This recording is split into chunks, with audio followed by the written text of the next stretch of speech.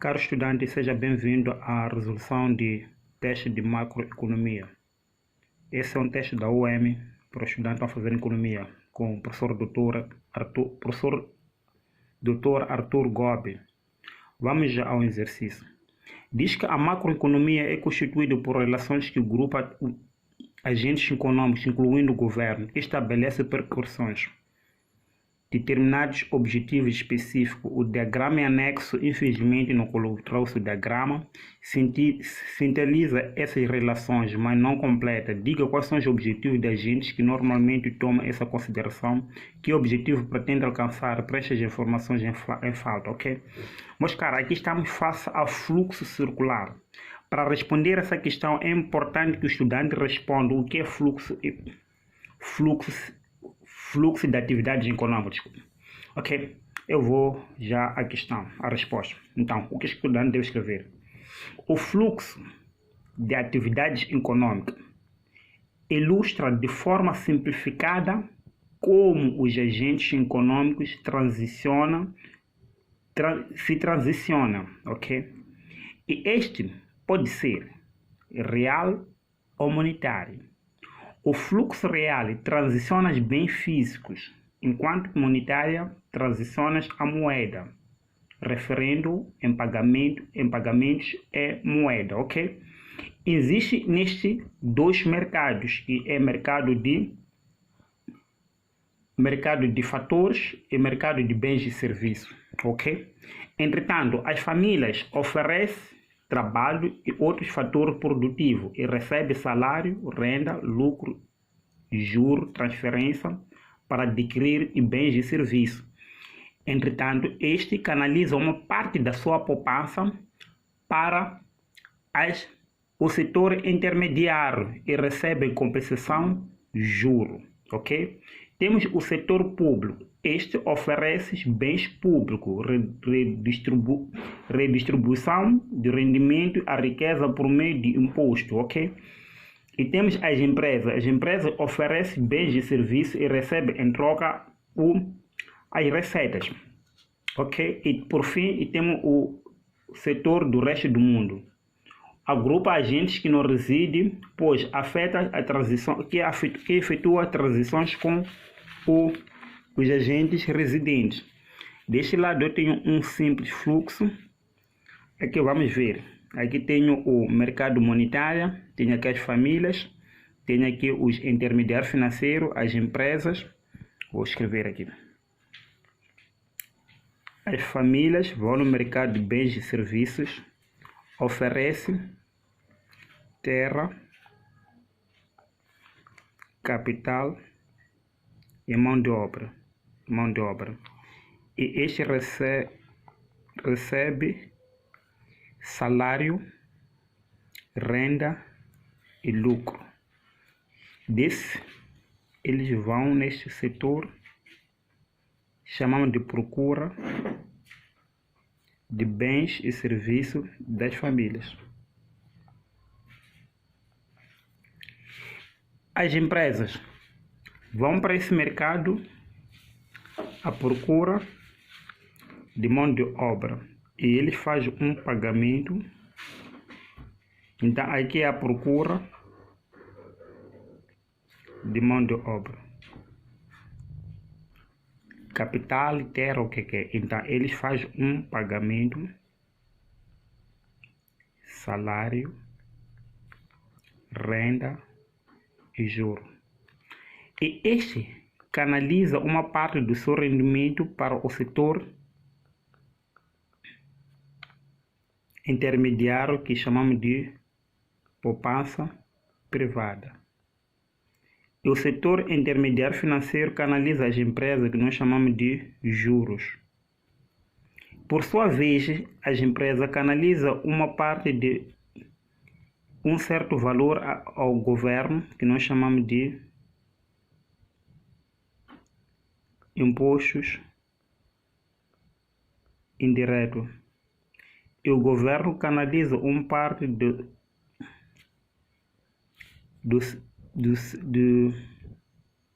seu rendimento, que nós chamamos de subsídios. Por sua vez, as empresas vão ao mercado de bens e serviços, oferece bens e serviços e recebe receitas. E o governo vai ao mercado de bens e serviços, oferece também bens e serviços e recebe receitas. Uma parte do saldo orçamental governamental vai ao intermediário financeiro, que nós iremos chamar de poupança do governo. Ele irá receber juros.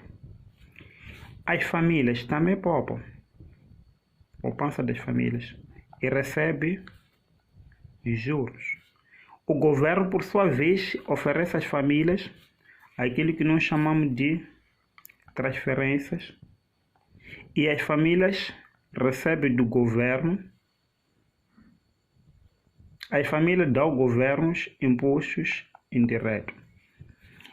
E quando o setor externo vai ao mercado de bens e serviços nacional, estaremos nós cá fazemos exportações. E quando nós vamos ao setor interno, teremos a importar. Aqui estamos a importar bens e serviços. Por isso, quando agora está essa tracejada, significa que quando nós importamos, há uma saída de divisa.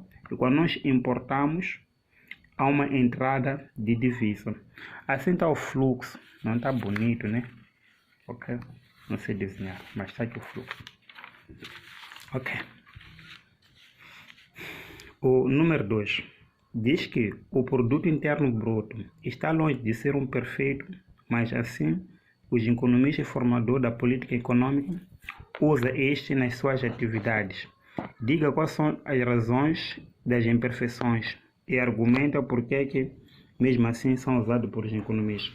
Mas, cara, antes de nós respondermos essa questão, é importante definir o que é produto interno bruto. O PIB, ou produto interno bruto, é somatório de valores monetários de bens e serviços finais produzidos numa economia durante um período de tempo. Entretanto, ele pode ser medido em 3 óticas. Temos ótica de produção, que inclui a produção total de produtos na economia durante um período de tempo. E temos na ótica de despesa, que inclui o valor das despesas de valores que agentes econômicos compram bens e serviços finais produzidos na economia durante um certo período de tempo. E temos na ótica de rendimento, que inclui o valor de todos os bens e remunerações recebidas pelos proprietários do fator de produção durante um período de tempo. Às vezes, nessas óticas, é importante que nós colocamos as respectivas formas. Vou aproveitar aqui. Exemplo, na ótica de despesa, é importante que nós olhamos que o PIB é igual a consumo, mais investimentos, mais o gasto, mais exportações, menos importações. E na ótica de rendimento, o custo de fator é salário, mais renda, mais lucro e mais juro, ok? É muito bom que nós colocamos essas formas, ok? E olhamos também já os problemas. No que concerne aos problemas que o PIB tem é que este ignora a economia informal e subterrânea. A economia informal é a unidade produtiva de pequena escala que não é constituída pelos agentes legais. Ok? E temos a economia subterrânea, que é a parte da atividade econômica que não é captada pelas estatísticas oficiais, por falta da sua declaração pelos agentes envolvidos. E temos a outra razão, não toma em consideração o valor de lazer, ou seja, os efeitos negativos da criminalidade, os custos econômicos derivados das atividades econômicas. Bem, eu não expliquei todos, mas esses são suficientes para nós termos uma nota positiva, desde que nós definimos o PIB, as medições, as fórmulas e colocamos, eu só coloquei a economia informal, aquela que não é captada pela estatística, e o D, que não toma em consideração as atividades, o valor de lazer, como os efeitos negativos da criminalidade, etc, etc. Ok? E vamos para o número 3. Aqui diz, olha, respondendo seguindo essas sequências que estou aqui a referenciar, vamos ter notas positivas, uma vez que as contações são feitas em percentagem. Vamos aqui número 3. O desenvolvimento recente da economia aponta para um abrandamento econômico do PIB de 17% em 2015, para 3,8% e 3,7% em 2016 e 2017, respectivamente, o que tenta tomar em conta outro rápido crescimento numa economia com ritmo mais modesto, Banco Mundial 2017. A teoria econômica identifica vários fatores que influenciam o crescimento. Diga quais são esses fatores. Olha, meus caros, antes de nós recorrermos a esses fatores, é importante definirmos o que significa crescimento econômico, ok? Crescimento econômico significa... vamos responder. De forma resumida, crescimento econômico é o aumento de PIB de um período para o outro, ok? Associado a isto, existem fatores que contribuem para o seu desenvolvimento, a saber, investimento doméstico e externo. O aumento de estoque de capital irá afetar a produtividade de investimentos e poupança, permitindo acesso à tecnologia, aumentando deste modo a produtividade. Temos, por outro lado, a educação, o processo de desenvolvimento de capital, benefícios individuais, direitos de remunerações e benefícios sociais. Temos o controle de crescimento populacional. Significa rápido crescimento implica menos fator de produção. E significa a taxa de crescimento implica também um processo de redução de desenvolvimento no sistema educacional que forma o capital humano. E por fim, acho eu que tem a ver com o espírito empresarial. Significa os empresários criam novas empresas, oferecendo mais ou menos produtos e serviços usando o processo, tecnologia e métodos produtivos. Existem vários outros. Iam falar de saúde, significa melhoramento do sistema de saúde. Iam falar de patente, etc, etc, ok? Eu só olhei isso. Qual dos fatores que você explicou acha que teria influenciado o fraco desempenho da economia? Bem, os fatores que reduzem o crescimento econômico a destacar, para mim, tem a ver com criminalidade e corrupção. Há um fator calamidade, mas eu olho mais criminalidade e corrupção. Nós sabemos que quanto maior onda de corrupção, quanto mais normalizamos a corrupção, irá implicar retrai o investimento, seja setor privado, seja o investimento estrangeiro direto, ok? Então, a corrupção e criminalidade ou crime organizado retrai significativamente, ok?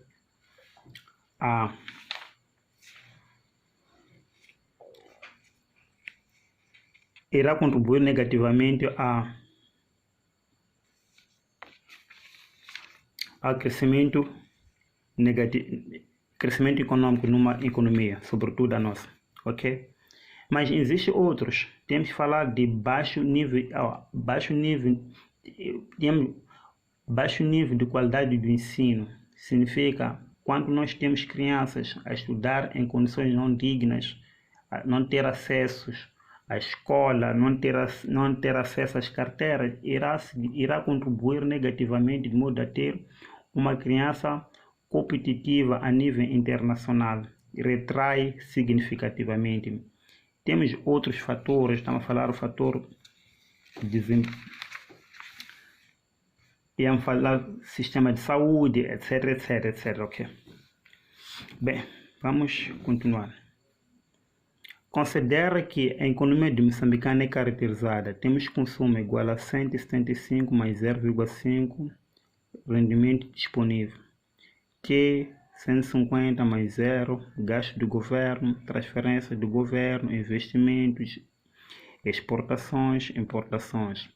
A linha A, explica o que entendes por procura agregada. A procura agregada significa a quantidade de bens e serviços que os agentes residentes naquela economia irão procurar internamente ou externamente, ok?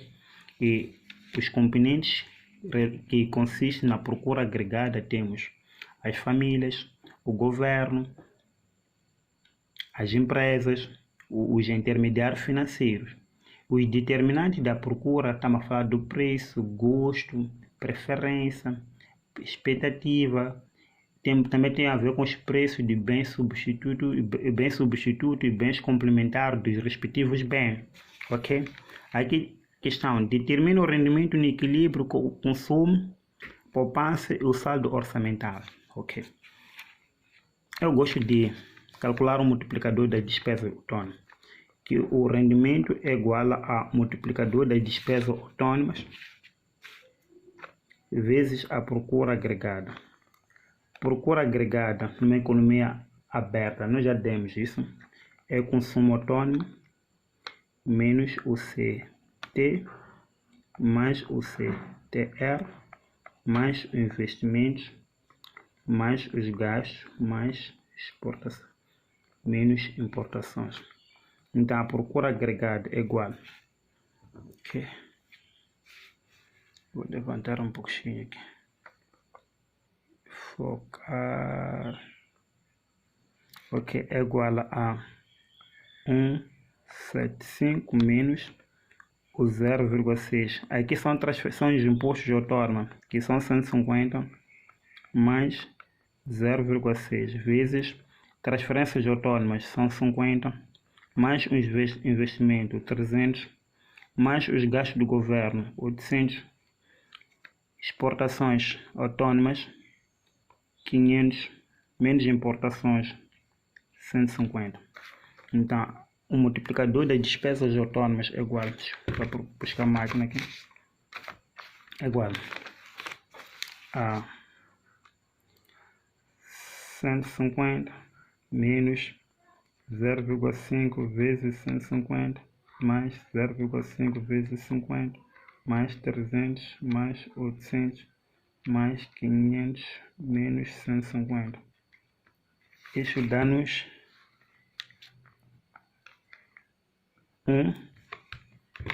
1.565. Então, o multiplicador é igual a 1 sobre 1 menos C mais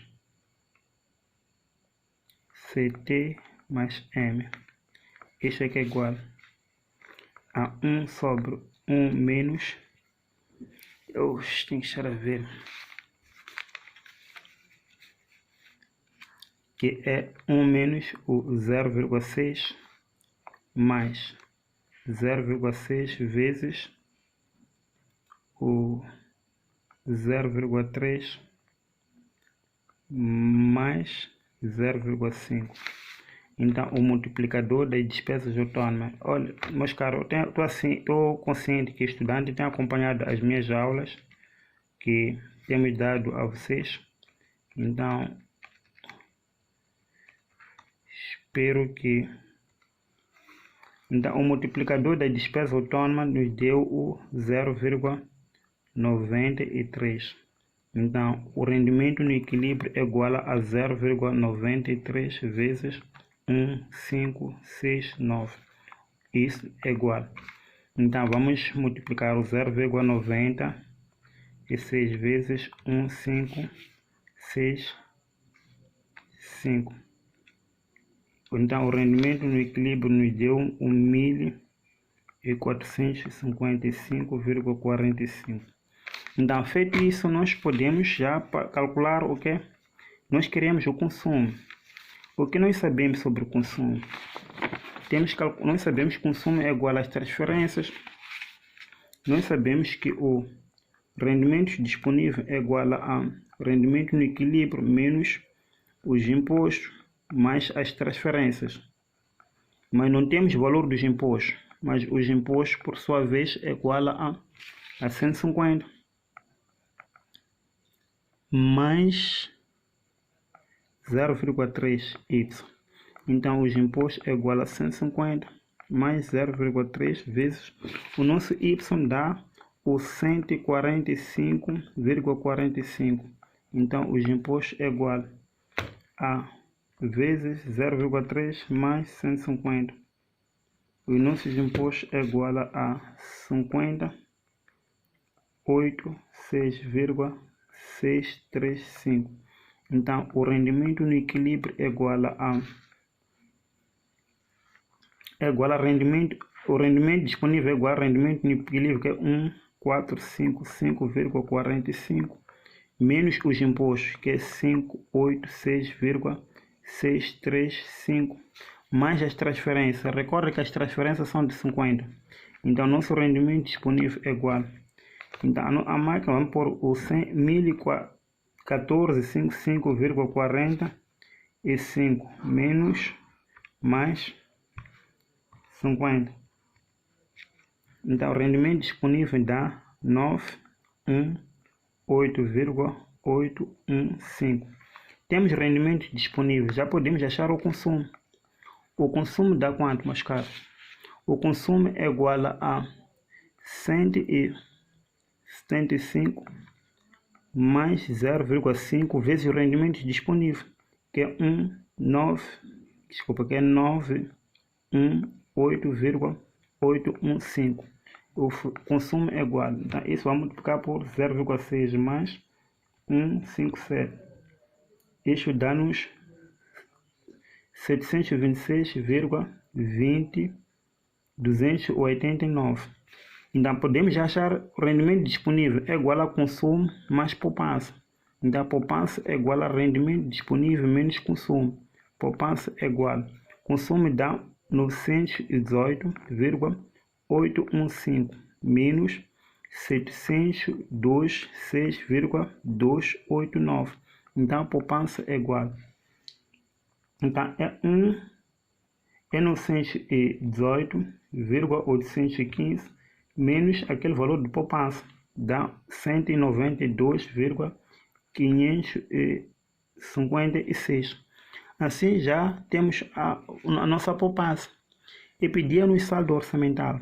O saldo orçamental, nós sabemos que são impostos, que é imposto autônomo, mas menos os gastos do governo, que são as transferências os próprios gastos do governo. Então, nosso saldo orçamental é imposto, eu já achei imposto, que é 586, imposto está aqui, 586,635 menos os gastos. Os gastos são quais? São este e este. Então, aqui é 850. Então, o saldo orçamental é igual a 586,635 menos 850. Então, tem um déficit de menos 263,365. Então, ele está numa operação de déficit. Assim feito, já calculávamos a linha A. A linha B mostra o multiplicador. Explica o seu significado. Mostra, o multiplicador está aqui. O nosso multiplicador dava o 0,93. Agora, o que significa multiplicador? Significa o quê? A variação de 1% de uma das componentes de despesas autônoma. Desculpa. O nível de rendimento irá variar em 0,95 unidade. Manter manter outros variáveis constantes, ok? Então, o que faz com que ele varie a longo prazo? Então, o que varia a curto prazo, desculpa, não a longo prazo, só rever a questão, é os gastos do próprio governo. É a única coisa que varia no curto prazo, ok? Vou responder aqui. Questão a seguir diz: em que percentagem o governo deve aumentar a despesa para que o crescimento do produto é de 10%? Agora mais caro.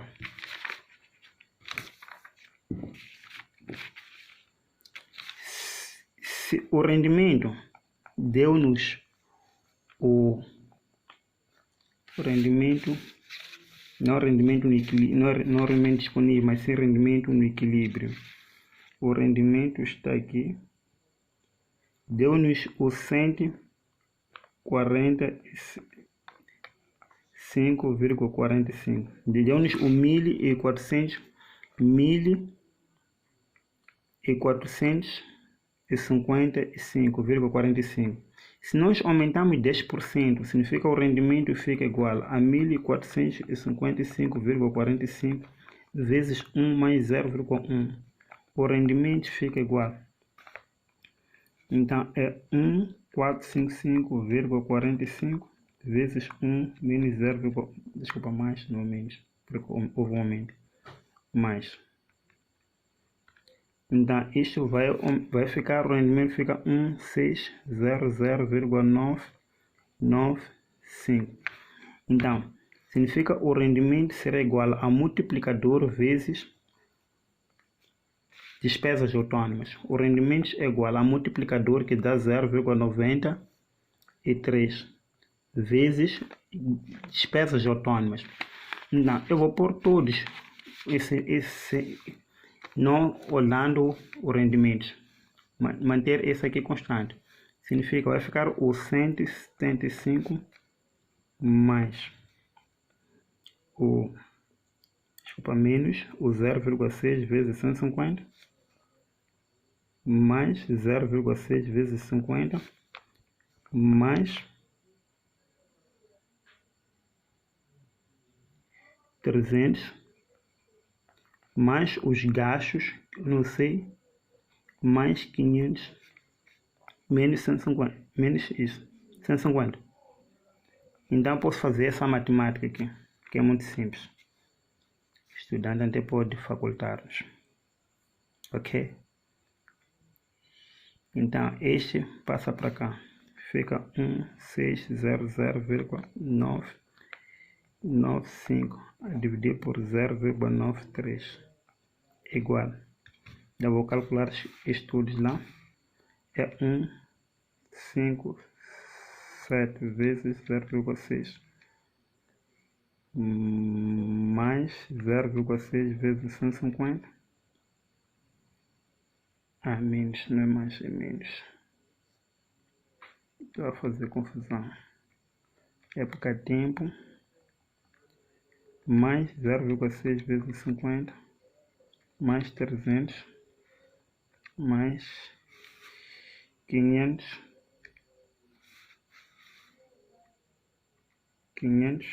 menos 150. Então isso dá 765 mais os gastos. Então aqui eu vou ter o 1500,995 dividido por 0,3.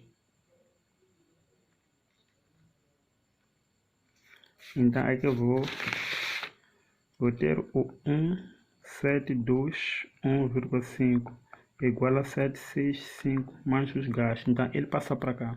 Os gastos será igual a 1721,5 menos o 765. Então os gastos será igual a menos 765. Então isto dá-nos 956,5. Tá vendo? Os gastos primeiramente eram 800, aumentaram para quê? Então em termos de variação, significa os gastos serão gasto final menos gasto inicial sobre gasto inicial, vezes 100. Só está a correr com o tempo, não sei se a qualquer momento... Ok, podemos usar. Então, a variação dos gastos será igual a 156,5 menos 800 sobre 800 vezes 100. Então, a variação dos gastos será igual. Então, isso aqui é as menos 800 a dividir por 800. Isso tudo vezes 100. Então, em termos percentuais, significa que os gastos terão que aumentar mais ou menos 19,56%. Assim o teste já era. Acabou. Mas o mais importante não são cálculos, é a parte teórica, ok? Qualquer coisa sobre essa parte de cálculo. Eu não nego, alguns estudantes costumam a seguir a hierarquia do modelo keynesiano. Seguir de forma... Não tem como, já não tem mais tempo. Não gosto de costuma fazer hierarquia, consumo é igual, investimento é igual a 156 mais 0,6 vezes o rendimento, que são os impostos. Quais são os impostos? 150 mais 0 a rendimentos menos 0, então, o investimento é igual a 575 mais 0,6 vezes o rendimento, que não saber, menos imposto, que é 150, menos o 0,3, mais transferência, que é 50. Então, esse modelo é válido, mas só que leva muito tempo. Eu prefiro calcular o multiplicador da despesa autônoma e investimento, mas quem a fazer assim não tem problema. Ok, meus caros, por hoje paramos por aqui. É assim como devemos resolver o exercício do professor Arthur Gobi. O mais importante é a parte teórica. Atenção, sempre quando coloca o fluxo, define o fluxo, os tipos de fluxo, eles operam em dois mercados. O problema de PIB, antes de colocar os problemas de PIB, antes de pôr o fluxo, definimos o problema de PIB, definimos o PIB, as medições. Crescimento econômico, definimos o crescimento econômico e colocamos os problemas. Quando nós olhamos fatores que influenciam, aqui em Moçambique temos que olhar a calamidade natural, exemplo, criminalidade e corrupção. Esses três são maus. Então, isso aqui é modelo keynesiano simples, ok? Por hoje paramos por aqui. Aquele abraço. Queres vídeo similar a esse do professor Arthur, do Dr. Gobi, que tem sido crucificado dos estudantes? Subscreve o nosso canal, vamos resolver muitos testes dele para melhor compreensão dos estudantes. Aquele abraço.